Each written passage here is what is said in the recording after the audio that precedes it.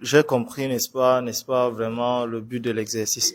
Mais le problème qui se pose maintenant, moi je suis un homme que quand je me mets en relation, j'aime beaucoup dépenser. Donc je pense que ce sont mes dépenses qui font en sorte on doit être, parce qu'on n'a pas le temps de trop causer avec la femme, essayer de l'attirer par les habillements, tout ça. Je suis focus sur mon projet et autres. Donc pour moi, quand je suis en relation, ça me rend en arrière. Et pour moi, peut-être draguer une personne pour un temps ou bien pour l'exercice qu'on m'a donné et après laisser, je ne sais pas, elle va mal voir ça, je ne sais pas. Donc, moi, je te pose une question. Tu ne penses pas qu'il pourra avoir une femme plus intelligente que toi qui te permet d'aller plus loin dans tes projets? Qui t'aiderait à faire mieux tes projets que ce que tu fais actuellement? Il y en a beaucoup. Peut-être il faut arrêter de draguer des femmes qui sont pauvres intellectuellement. justement, je ne veux pas aussi être avec une personne qui est plus forte que moi. J'ai aussi ce problème. Je comprends ce phénomène-ci.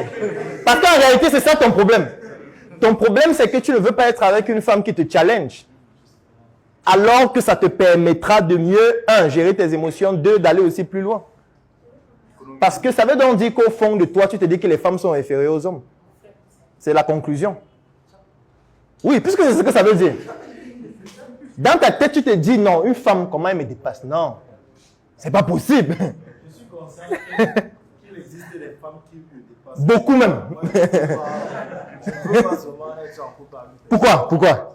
Pourquoi? Pour quelle raison? Donne une raison. Pour moi, l'homme doit être toujours en haut. Toujours, l'homme doit être. Mais être en haut, ça veut dire quoi? Quand vous êtes couché, vous êtes en haut, ou ça se passe comment? Bon, être supérieur à la femme. Supérieur, c'est-à-dire quoi? Que tu as plus d'argent, que tu... Oui. Avoir plus d'argent, oui. être plus fort, que ce soit physique ou libre, partout. Oui. Oh, un mal dominant. Oh. Ah, c'est le mal dominant. Bon, après, je respecte ton choix, bien sûr.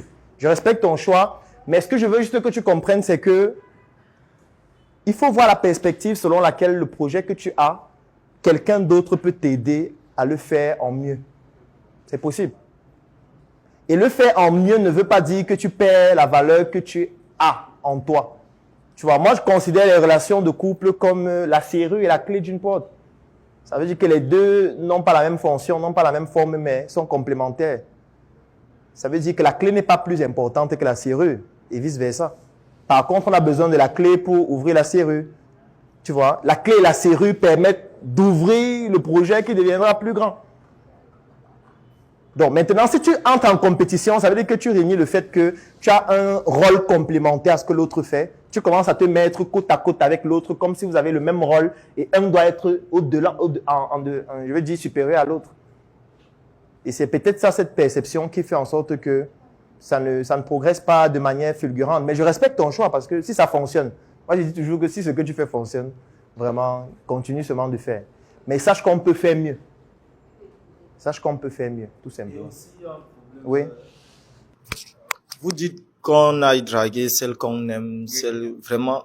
La majorité des femmes que moi je vois qui me plaisent et autres, je pense que donc je n'ai pas la confiance en moi. Donc je me dis que ça ce n'est pas mon. Mais c'est ça l'exercice.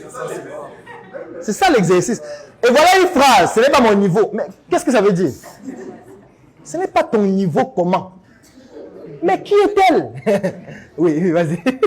En fait, je crois que c'est un bon moyen, ce sera même un bon exemple. Parce que déjà, le fait de ne pas vouloir que quelqu'un nous dépasse dans un projet, il y a un problème de confiance à ce niveau-là, en fait.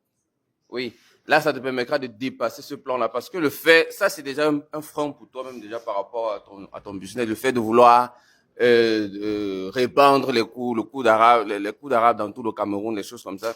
Et forcément, tu dois rencontrer des gens qui font bien que toi et qui tu dois peut-être leur faire confiance, former équipe avec eux. Mais si tu es au-dessus et qu'il n'y a que les inférieurs, là, tu peux pas aller loin vraiment avec eux. Donc, faut apprendre à accepter que oui, je me mets face à quelqu'un qui est bien plus efficace que moi. J'apprends de lui et puis j'avance et puis je me sens pas rabaissé, je me sens pas petit et tout ça. Même si c'est une femme. Parce que j'ai envie de te dire, tu peux avoir une concurrente qui est une femme. Oui, je suis. Qui est sur le même marché que toi, qui est plus performante que toi. Comment tu vas faire? Peut-être la courtiser et fusionner vos entreprises donnerait une meilleure solution. Petit storytelling. Vas-y. Cours. Ok, ce que je vais faire, c'est un petit partage d'expérience. Pour moi qui suis dans le shawarma et qui suis devant une université. Surtout à soi. Voilà. Je dis ça également pour mon frère qui n'a pas encore lancé son projet et qui fait dans un produit qui... Hein? Voilà. Alors, ce qui se passe, c'est que à un moment donné, j'étais seul. Voilà. Et puis, lorsque tu es en train de travailler là, il y a les tentations, ça vient de partout. Elles vont prendre le numéro comme ça, elles vont passer les commandes. Et puis, ce sont des choses qui vont arriver dans le WhatsApp. On va t'attirer, on va te tenter. Et puis, là, vraiment, je tombais. Faut dire vrai. À un moment donné, oui, je tombais, je cédais. Quand je trouvais mon jar là, il fallait valider. Mais à un moment donné, j'ai compris que je dépensais beaucoup et j'étais en train de me déconcentrer sur mon projet. Et il a fallu que je puisse me mettre avec quelqu'un, même seulement pour ça. C'était ça mon objectif. C'est-à-dire, c'était pas vraiment le mariage que je visais, non. Mais c'était d'abord pour réduire cette pression-là, cette distraction. J'étais vraiment perturbé. Et au bout de 3 mois, je me suis rendu quand même compte que j'ai fait beaucoup d'économies. Je ne sortais plus tout le temps. Je n'avais plus trop d'invitations. Et j'ai commencé à couper même ces gens-là qui m'envoyaient des choses et ça me créait beaucoup de problèmes vraiment. C'est-à-dire que lorsque quelqu'un va t'écrire, tu as une copine qui doit regarder ton téléphone et puis ça va vraiment comment parler des émotions. Il va falloir gérer. Et à un moment donné, il faut être tempéré, il faut flatter. Pourtant le business est en train de chauffer, donc ça va dans tous les sens. Donc je pense que c'est un très bon investissement également et je disais ça pour lui qui a peur. Non. J'ai pas peur. Tout le monde va y faire face. Volontairement ou involontairement. Ça va se produire. Parce que j'ai envie de dire, même quand tu vas te marier, est-ce que ça va s'arrêter? Non. Quand tu vas te marier, vous allez être en couple. Si elle te trompe, tu vas faire comment? Tu vas dire que Dieu a dit qu'on ne trompe pas. Tu vas faire quoi? Si vous vous mariez et tu découvres qu'elle t'a trompé, tu vas faire quoi? Tu vas rien faire. En quoi faisant? En quoi faisant? À ne pas être irrité en fait. En quoi faisant? Comment tu fais pour ne pas être irrité? Explique-nous. Si tu l'as pris en flagrant délit. En flagrant délit. Tu vas faire comment?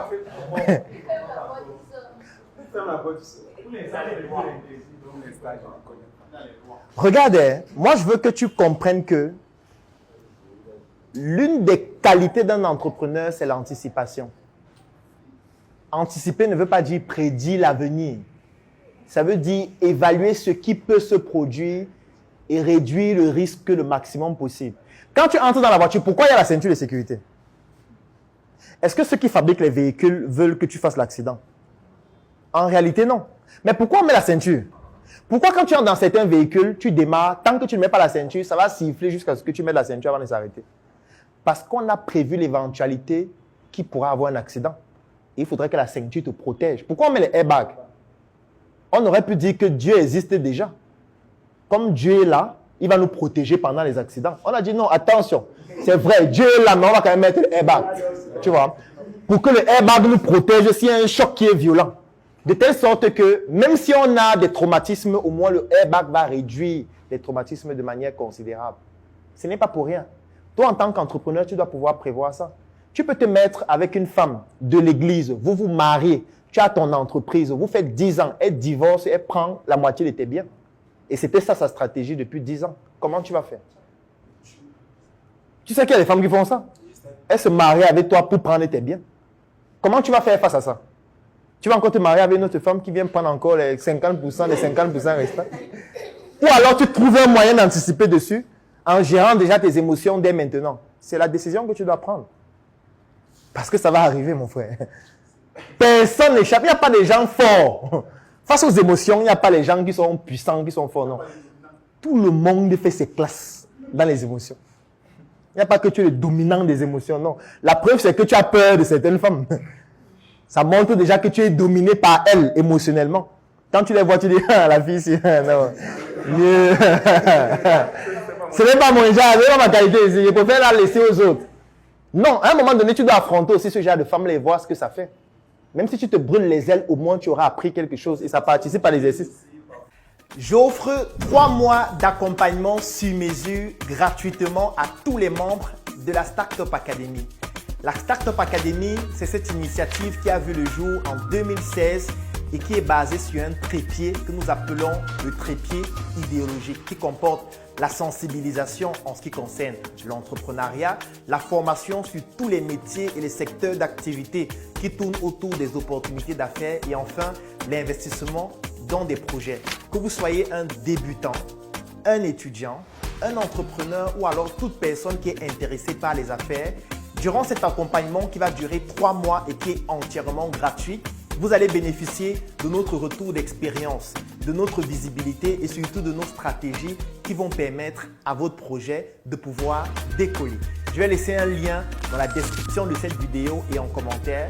Vous cliquez dessus, vous remplissez le formulaire pour pouvoir bénéficier en exclusivité de cet accompagnement gratuit sur mesure par rapport à votre activité qui va durer 3 mois. Rendez-vous à la Startup Academy.